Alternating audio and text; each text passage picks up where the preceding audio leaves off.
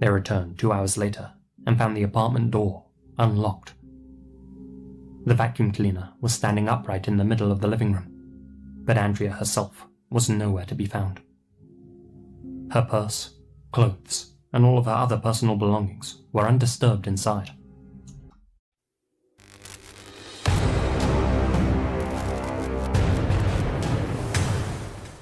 What up, guys? It's your boy John, aka DarkWolf92, back with another reaction for you.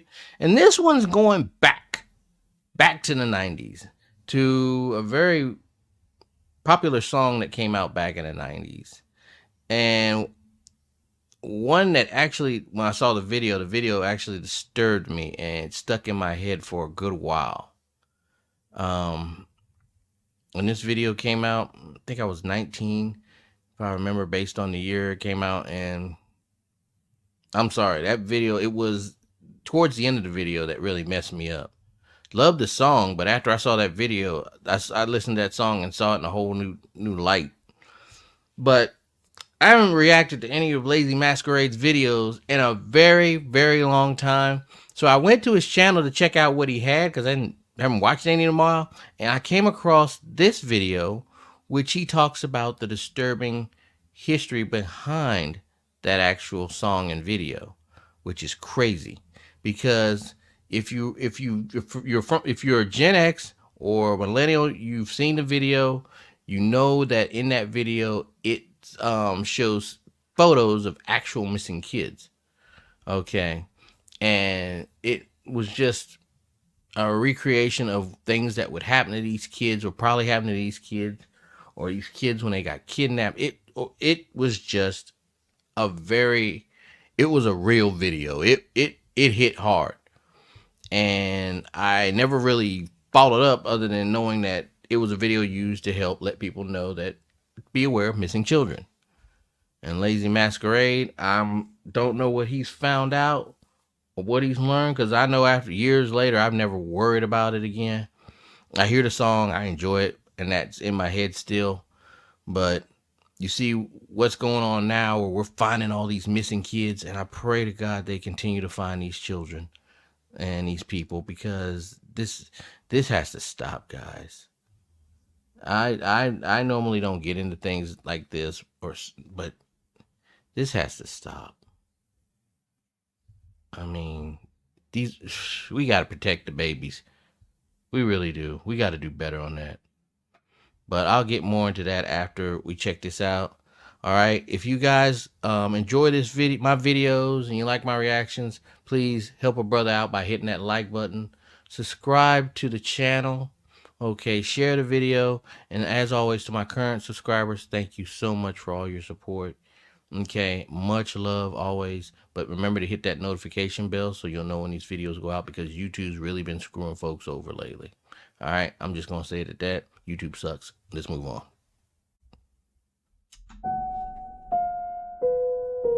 That mask. Got him playing, sitting at the piano playing. Best things happen in the dark. Runaway Train File. This drawing is by a girl who first ran at age 4 and has run away 110 times. Damn, that made me jump. Why in the hell did that drawing make me jump like that? That was disturbing looking. Yeah, 1993. Yeah, I was 19. It was a year after I graduated. In June 1993, American alt-rock band Soul Asylum released their hit single Runaway Train to both critical and commercial success. Oh yeah, that was they were a one-hit wonder. The song itself is melancholic, yet catchy. But what really stuck with people over the years was the music video, which received heavy broadcast on both MTV and VH1. Mm-hmm. The video opens with the text, "There are over 1 million youths lost on the streets of America," followed by a drawing made by a runaway, depicting her father. This is I don't remember that. The song then begins, with acoustic guitars and Dave Pirner's world-weary voice playing over reenactments of broken homes. And then, that infamous chorus arrives. The video footage abruptly ends, and is replaced with still images. Images of young, missing people, each face accompanied by a name and the year they disappeared. An official upload of the song on YouTube currently has over 200 million views. Wow! But this is but one incarnation of the video.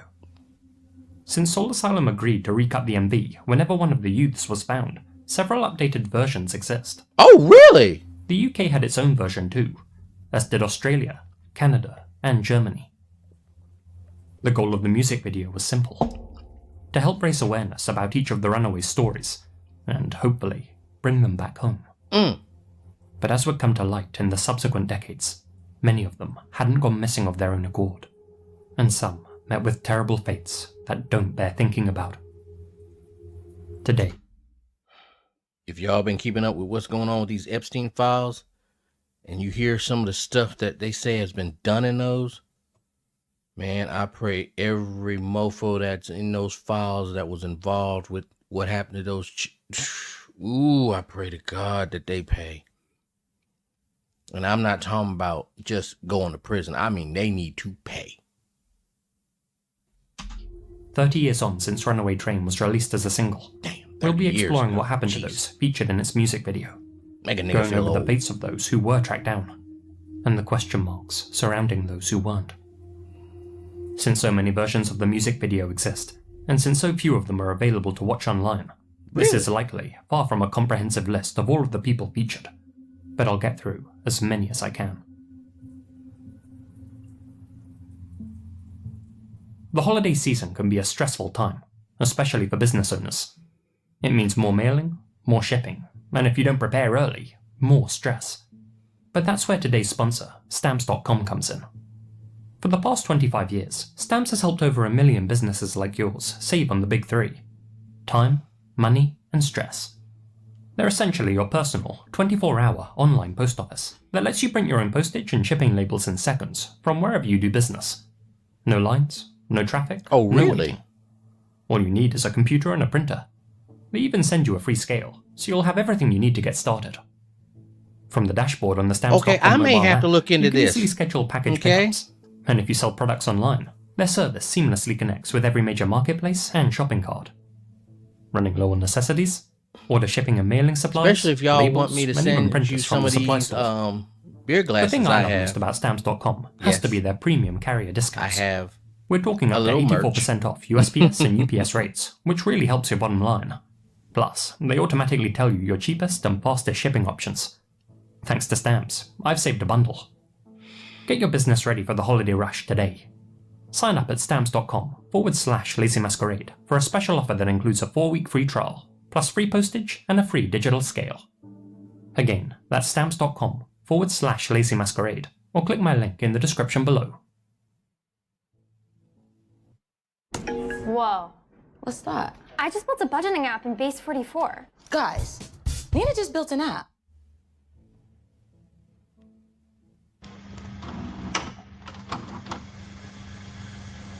We'll start with a name that some Reddit users may be familiar with: Christopher Kurz.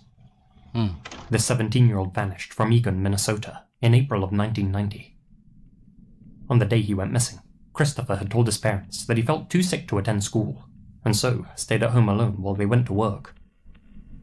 When his mum Alana returned at around 3 p.m, she discovered that both Christopher and her 1988 Blue Dodge Caravan were nowhere to be found.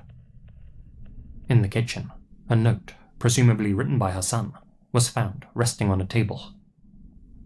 It read, "Mum, something important came up, plus feeling somewhat better. Back by 6, unless I get lost. Love, Chris." Okay. Strangely, the word lost had been underlined twice.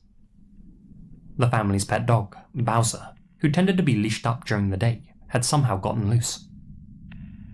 Worryingly, Chris had also taken his dad's shotgun with him, minus the ammunition.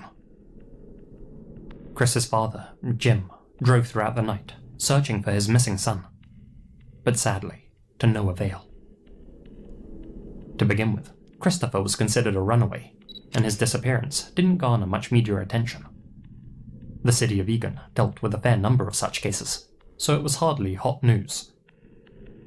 It wouldn't be unusual for us to have 2 or 3 runaway missing person cases in a weekend, said local detective Stephanie Bulks. Well, damn. I mean, we have regulars that take off every Thursday or Friday, and then they're back after a long weekend. But Chris simply wasn't that kind of kid. He didn't associate with any bad eggs either. You gotta sit there and wonder, why are they doing that? He was an excellent student, who, by all accounts, had a happy home life and plenty of hobbies and friends. And yet, he had seemingly run away. The following day, Chris's family received a letter, postmarked Duluth, Minnesota. It was supposedly from Chris. It stated that he had lied about being ill and that he had gone somewhere remote to end his existence. To corroborate that, the family's Dodge Caravan was found abandoned by the side of the road just 2 days later in Itasca County, northern Minnesota. Damn. Christopher himself was nowhere to be found. 1 week after he had vanished, Christopher's parents, neighbors, and friends began receiving a bizarre series of phone calls from a still unidentified person. All they could hear on the other end of the line was a large amount of indiscernible noise, as if a party was going on in the background. And each time they asked who was on the other end of the line, the caller would hang up without saying a word. These calls continued for 6 months, before ending abruptly. It wasn't until Chris was featured in Soul Asylum's music video that his case started to grab the wider public's attention. In 2004, the investigators received another anonymous letter, this time from Seattle, in which the writer said that they should stop looking for Chris and that he'd return home when he was ready. It's believed that this letter was nothing more than a cruel hoax. My Dude, this is crazy. pipe dream is that Christopher works for a little company in Cleveland, said Chris's father, Jim. He's married and has 3 kids. He's not a backroom employee, but a very quiet employee. Smart, could do the job, hold the place together, be very relied on. I know that the reality, intellectually, is probably a lot different, but you have to have some way to hope. The whereabouts and well-being of Christopher Kurz remain unknown. His parents are still in the house where they lived in 1990, and have kept the same phone number in case he ever chooses to contact them. If alive, Chris would be 50 years old today. Damn. So he's still missing. 13-year-old Andrea Durham went missing from Fort Walton Beach, Florida on February 1st, 1990. That evening, she was with her mother and elder sister at their Royal Apartments residence. Her mum and sister left to run an errand and asked Andrea to stay home and vacuum. Andrea agreed. They returned 2 hours later and found the apartment door unlocked. The vacuum cleaner was standing upright in the middle of the living room, but Andrea herself was nowhere to be found. Her purse, clothes, and all of her other personal belongings were undisturbed inside. Crazy thing is, I'm sitting here thinking, if most of these kids that he talks about in this are disappeared around the 90s, if they're still missing, and by the grace of God still alive, they'd be around my age. Even her shoes were still by the door. It was as if she had been interrupted by someone whilst in the middle of cleaning. Andrea wasn't the type of girl to go out by herself in the middle of the night. Even though she hadn't taken any of her possessions, or even any money, the authorities initially considered Andrea a runaway, though they later conceded that something more sinister had likely happened to her. The 3 main theories now being that she was either targeted by a random killer, taken by a person that she knew, or that she had fallen victim to human traffickers. The fact there was no sign of a forced entry has led many internet detectives to go with the middle option. It's just somebody she knew. But despite interviewing nearly everyone who knew her, the investigators working the case were never able to identify any potential suspects. As well as the Soul Asylum music video, Andrea's face was added to cold case playing cards and distributed to inmates throughout the US, in hopes that someone would recognize her or connect a few dots and come forward with information. People in prison talk. Maybe someone had heard something. Sadly, this didn't result in any breakthroughs. I never knew they did that with prison inmates. Some have theorized that Andrea's disappearance may have been connected to 2 murders. Mark Reeb and William Alex Wells III, two half-brothers who operated in Santa Rosa around the time that she vanished. No hard evidence has ever linked them to her case. Damn, so she's still missing. March 18th, 1991. 2-year-old Tommy Dean Gibson was last seen playing in the front yard of his family's rural residence in Azalea, Oregon. That was at 11:30 a.m. At the time of Tommy's disappearance, his father, Larry Gibson, was working as a Douglas County deputy sheriff. Oh, damn. Larry went for a jog around the family property in the late morning, carrying a handgun to shoot stray cats that had set up camp close to the household. What? Oh my According God. to Larry, while out on his jog, he fired a shot at a cat, but missed the animal. Why are you He shooting then continued cats? jogging, returning home around 45 minutes later. It was then that he discovered his son was missing. The family reached out to law enforcement later that Okay, day he's 2 to years old. initiate Why a was he search in your of the front property. yard? I know you got all that property, but why Larry was he in the front advised not to yard report to work at the without sheriff's somebody office, watching him? but apparently dressed in his uniform and left the family property for about 25 minutes during the investigation. Larry claimed that his 4-year-old daughter had witnessed an unidentified couple arriving in their driveway and taking Thomas. He told investigators that he was checking a local rest stop for signs of Thomas or the couple. While members of the local community helped to search for Thomas, Okay, that sounds Larry off. himself remained at home, and at one point even suggested that the searchers give up and go home due to approaching bad weather. Wait a minute. A dead feline was later found on the family property, near where Thomas was last seen playing. Investigators believed that Larry's shot had actually struck the stray cat after all, but that the bullet passed through the cat and hit Thomas on the other side, ending his life instantly. They theorized that Larry had buried his son in an attempt to conceal what had happened. What the f... Larry consistently denied killing his son and maintained his innocence throughout the investigation. Following Tommy's disappearance, Larry resigned from the sheriff's office and relocated with his family to Montana. In 1994, he and his wife separated, with her taking their 3 other children back to Oregon. Larry's daughter, Karen, later altered her account of the incident, which led to her father being charged in connection with Tommy's case. According to Karen, who was 4 at the time of the incident, she hadn't witnessed 2 strangers come and steal Tommy, but instead had seen Larry striking him repeatedly that morning, and then placing him in a black plastic garbage bag, which she loaded into the rear of his patrol car before driving off with him. What the Karen hell? later told relatives that she was scared her daddy was going to put her in a hole, though Larry's lawyers argued that she was coached to say this by her mother. Even though Tommy's remains were never discovered, Larry Gibson was later found guilty of second-degree manslaughter for accidentally slaying his son. In the end, he only had to serve 12 months behind bars. He still vehemently denies any involvement in Tommy's demise, and, in his words, has dedicated his life to finding him since his release in 1996.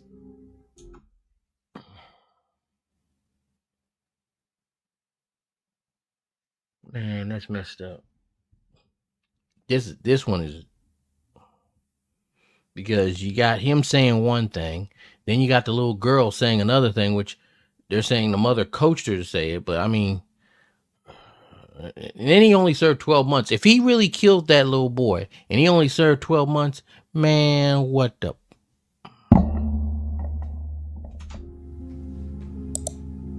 Among the most widely known cases featured in Runaway Train was that of Polly Klaas, a 12-year-old who featured in a later incarnation of the video that's not available on YouTube.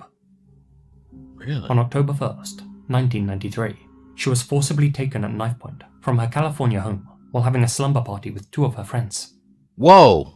The intruder silently crept into their room, told the 3 of them not to make a sound, tied up both of Polly's friends, pulled pillowcases over their heads, and ordered them to count to 1,000. During which time, he led Polly outside and forced her into his vehicle before disappearing into the night. Oh, that's a bold mother During the search fluffer for Polly, right there. actress Winona Ryder offered a $200,000 award for her safe return. Wow. That prize I would never go knew that. unclaimed.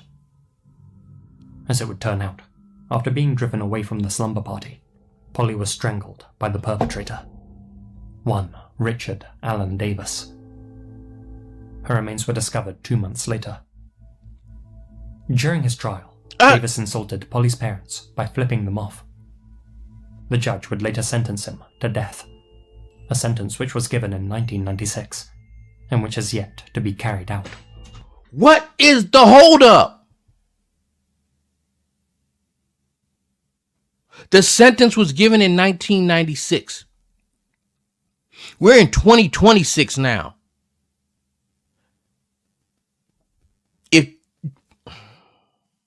I might be jumping the gun, but he just said the sentence is yet to be. See, this is what pisses me off with our legal system. Stop wasting taxpayers' money, giving these bastards 3 hots and a cot. Once you found out that you're to be put to death, they should be dealt with within at least no later than a week. I'm sorry. This shit needs to end. Okay? They didn't hesitate taking that person's life. Okay, why are they sitting there on the lap of luxury? I know it's prison, but still. They ain't got to work. They're getting fed 3 hots in the cot. Got cable TV. They got all this stuff they can do in prison. Why the hell do the taxpayers have to continue to pay for this crap? Execute the bastard no later than after a week of them getting their judgment. Okay? Don't babysit the bastard. Following this heart-wrenching ordeal, Polly's father, Mark, established the Glass Kids Foundation in 1994, which operates and supports a nationally registered search and rescue team that offers an array of services, including search managers, planners, field searchers, and canine units. Vicky Hamilton and Dina McNichol both featured in the UK version of Runaway Train. Vicky, a schoolgirl on her way home from visiting relatives, had last been seen at a bus stop in Falkirk, Scotland, on February 10th, 1991. As for Dina, she was last seen on August 5th of that same year. She and a male friend were hitchhiking their way home from a music festival in Liphook, England, and accepted a ride from a stranger. Her friend was dropped off near Reigate, while Dina stayed in the vehicle with the driver. That was the last time she was ever seen alive. Though initially thought to be unconnected, the 2 young women's bodies were discovered resting side by side in 2007, buried in the back garden of a Margate residence, one that belonged to serial slayer Peter Tobin. In September of 2006, Tobin had taken the life of a Polish university student. Look almost like Willem Dafoe. He had ended her life inside the Glasgow church where he worked and hid her body under the floorboards near the confessional. She was found 5 days later when churchgoers noticed a foul smell emanating from the floor. Tobin was located and taken into custody shortly thereafter. His home in Margate was searched, leading to the unearthing of Vicky and Dina. It's even more unsettling when you consider that Tobin would have had to transport Vicky from Scotland all the way down to his home in Margate, a journey of more than 8 hours? Tobin was later convicted of all 3 slayings and given a whole life order. He passed away behind bars in October 2022. The hell with giving these murderers life? Execute these bastards.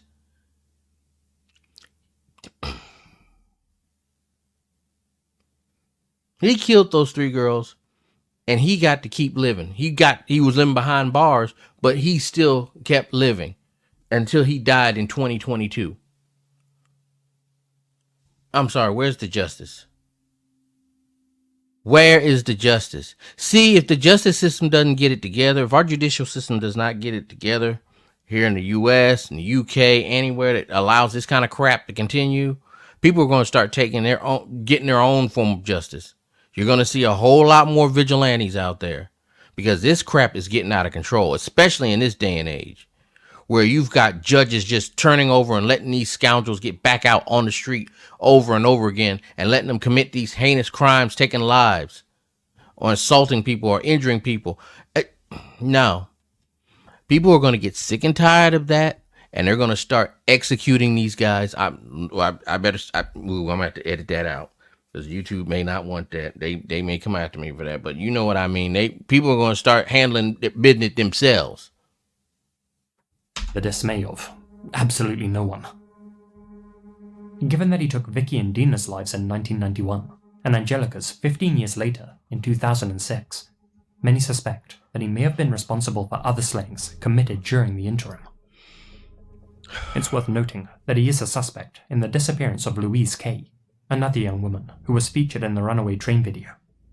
1988. Tobin owned a house in Brighton at around the time of her vanishing, close to where Louise was last seen, though the local authorities who currently own the home That looks cool. won't allow the police to excavate the garden.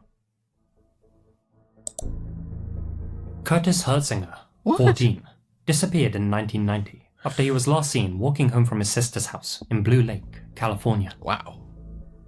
Shortly before he vanished, Curtis had told his mother that a family friend, a man named Stephen Daniel Hash, had acted inappropriately towards him. Initially, it was suspected that Curtis, who had encountered some difficulties at school and had a recent minor run-in with the law, was nothing more than a runaway, and the authorities assured the public that foul play wasn't suspected. There we go, assuming Curtis's again. mother, however, never gave up trying to get the authorities to investigate his disappearance, and in 1993, 3 long years after he had gone missing, a task force was finally formed to look into the case. A force which was disbanded just 3 months later due to lack of evidence. In 1999, Stephen, the family friend, admitted to Curtis's mother that he had taken her son's life back in 1990. He even took her to the general location where he had hidden his remains, but the area was now so overgrown that she couldn't excavate it. When interviewed by detectives, however, Stephen denied having anything to do with Curtis's case. It would take another 5.5 years for a DA investigator named Wayne Cox to come across the case. He chose to investigate it during his free time, and was, eventually, able to extract a confession from Stephen. During the second round of questioning, Stephen admitted that he had crushed Curtis's head with a barbell. In 2008, he led detectives to where he had buried Curtis, in a shallow grave off Old State Road 299, between Blue Lake and Corbel.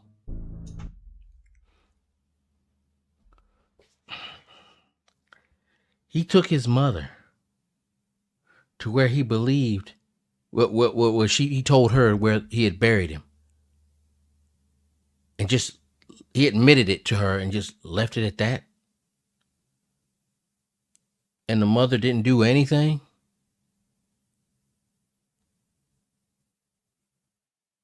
That just makes, oh my God. She did nothing other than contact the cops.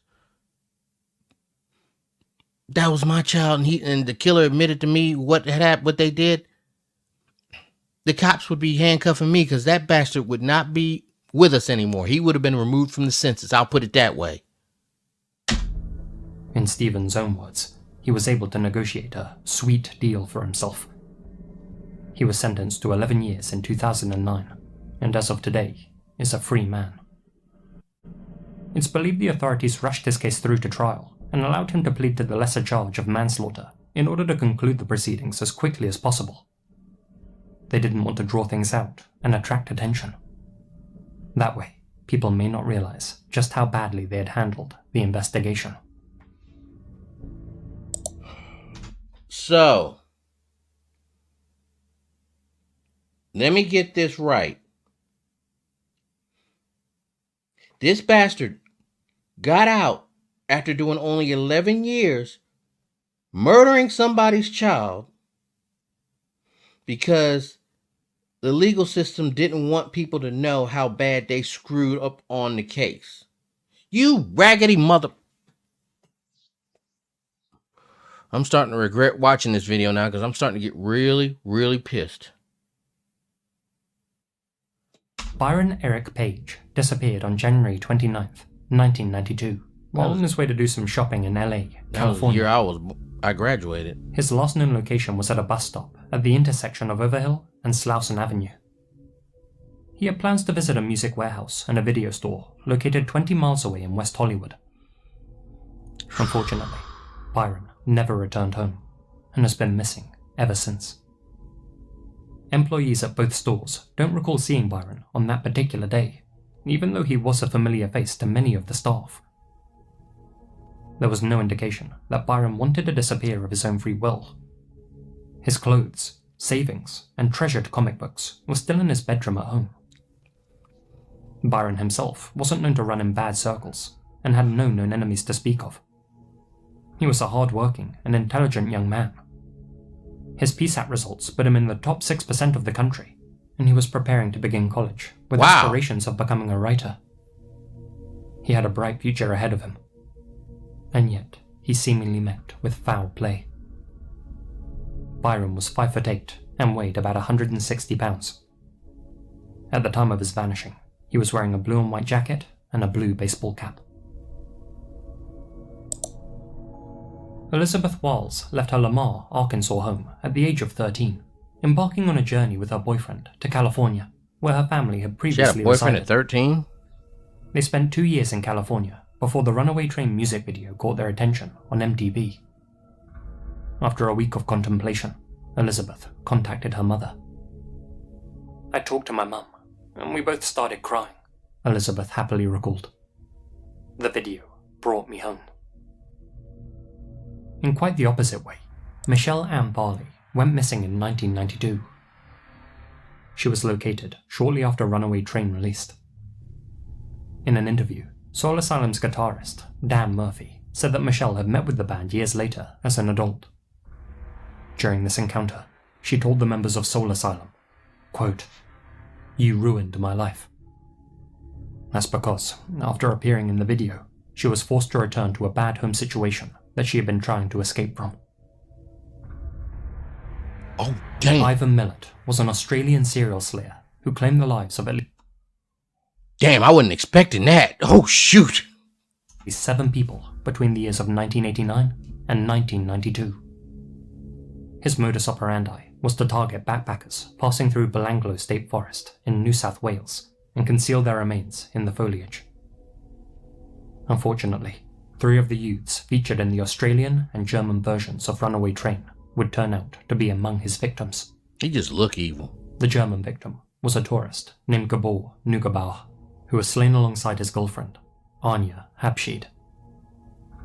As for the 2 Australian victims featured in the video, their parents have since asked that their images not be used by the media, so I'll not be revealing their names or faces here. Good on you, Lazy. Respect. The band's guitarist, Dave Murphy, once famously stated during an interview, "I met a fireman on the East Coast whose daughter was in the end of the video, and he'd been in a bitter custody battle with his wife over her. It turned out that the girl hadn't run away, but was killed and buried in her backyard by her mother." I've not been able to identify which person Murphy was referring to. If you know, please post their name down in the comments.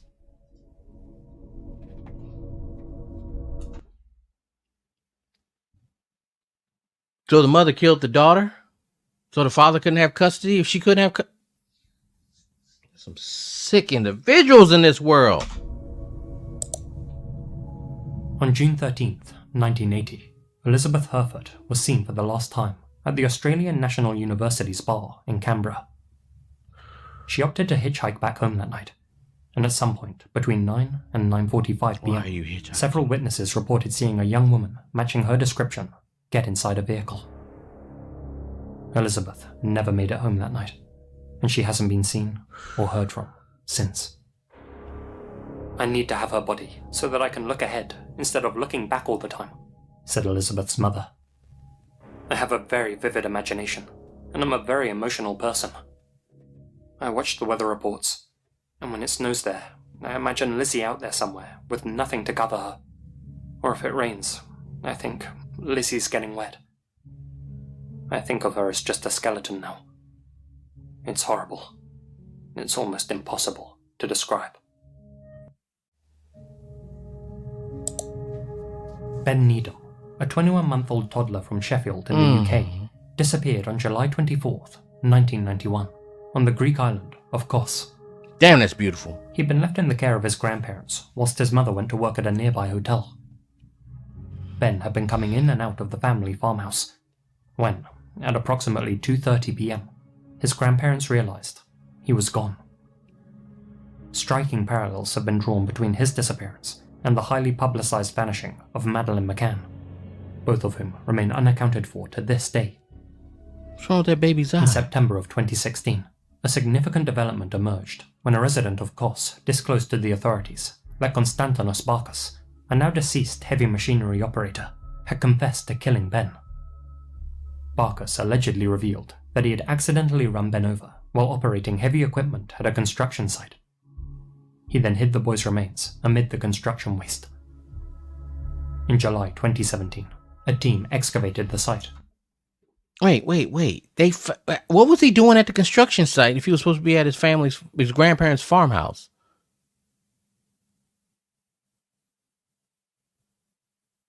I mean, did they just weren't paying attention? He wandered off that far? He was only 21 months old. And found traces of blood on fragments of a sandal, as well as within a toy car. Both items were believed to have belonged to Ben. Although Ben has yet to be located, authorities are now confident that Barkas's confession was legitimate. Nicola Payne was a woman who went missing in Coventry, England. At the time of her disappearance, Nicola was en route to her parents' house. In 2016, Nigel Barwell and his brother-in-law, Thomas O'Reilly, were acquitted of her murder. On the afternoon of December 14th, 1991, the day Nicola went missing, a witness reported that she had observed Barwell's vehicle near a path leading to the River Sow, with Barwell and O'Reilly standing on either side of the vehicle's boot. Positioned between them was an object which appeared to be the sheet of a black tent filled with something heavy. It's believed it contained Nicola. 5 days after Nicola's disappearance, that tent was discovered in Barwell's garden. When the tent was re-examined in 2014, hair samples found on it were analysed. DNA linked these hairs to Nicola. However, the investigators lost crucial pieces of evidence, including Nicola's hairbrush, and they even mishandled the tent, storing it for years in an unsealed bag.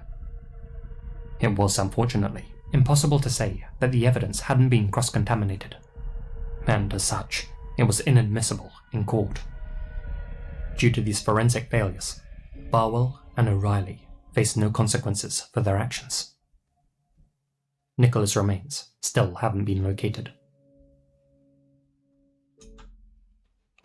What's with the damn incompetency? Oh my God.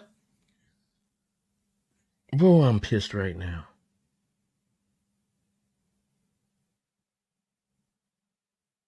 Please forgive me, y'all. I need a minute because this, excuse my language, this shit's pissing me off to high heaven. Wilda May Benoit was last observed at her family's Creole, Louisiana residence on July 23rd, 1992. She was reclassed from a runaway to an endangered missing person in 2005. Little evidence exists about her case. Unfortunately, that seems to be a common thread throughout most cases in the runaway train files. So many of them have little to no information available online that I can't even tell you where or how they disappeared, let alone what became of them. Despite this lack of info, Tony Kaye, the director of the music video, has since stated that 26 of those featured have returned home since the video aired. In each of the unresolved cases, it's possible that the missing person has been found, only in the form of a John or Jane Doe. After all, some 4,400 unidentified bodies are recovered each year, and it's estimated that 40,000 bodies or partial human remains are still unidentified, and that's just in the US alone. We can only hope that none of these faces are among them, and that the runaway train youths that are still missing are alive and well somewhere, living their best lives. All we can say with certainty, however, is that the individuals highlighted in the runaway train video make up but a tiny fraction of all the missing person cases from that era. According to the NamUs database, over 600,000 individuals go missing annually in the USA alone. 40% of them are juveniles. Thankfully, the vast majority of these cases are resolved quickly, and fewer people are vanishing with each passing year. However, the eerie reality is that a substantial number remain forever lost. Their stories eternally unfinished. Their fates unknown. And all their loved ones can do is hope and pray. and wonder.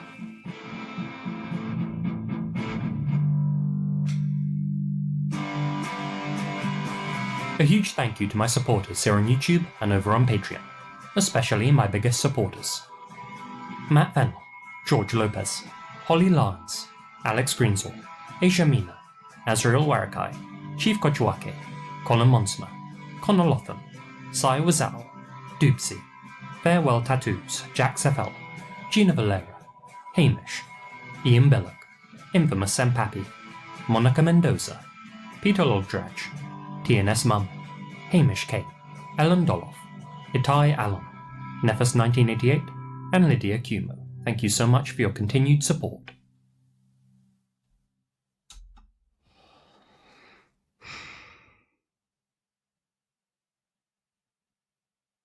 That's got me depressed as hell right now. Guys, oh my God, that's really got me depressed right now. See, if this was my child that had turned up missing, I kind of think this is why God hasn't given me any children. Somebody would be hunted down. They would need a mop and bucket to clean up what would be left of them if someone harmed my child. And that is no lie. That is no joke. I am not playing. They would need a mop and bucket to clean up what was left. Oh, God. I guess what really irks me is the incompetency of the police force and the investigation teams in these videos that were handling these cases.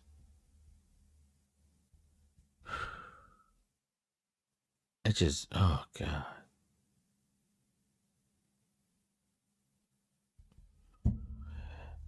Watch out for your babies, y'all. Keep an eye on your kids, your family. Keep them close. Because there's too many damn demons running across our world right now.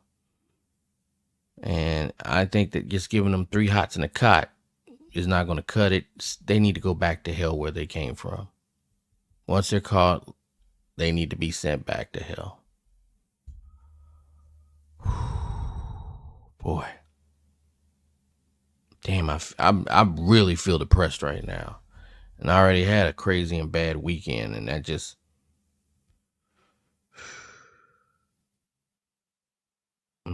Anyway, guys.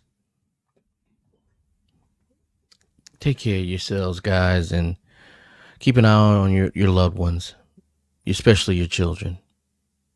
Okay, because these demons are getting more bold and brazen, where they will try to snatch them right out of your hands.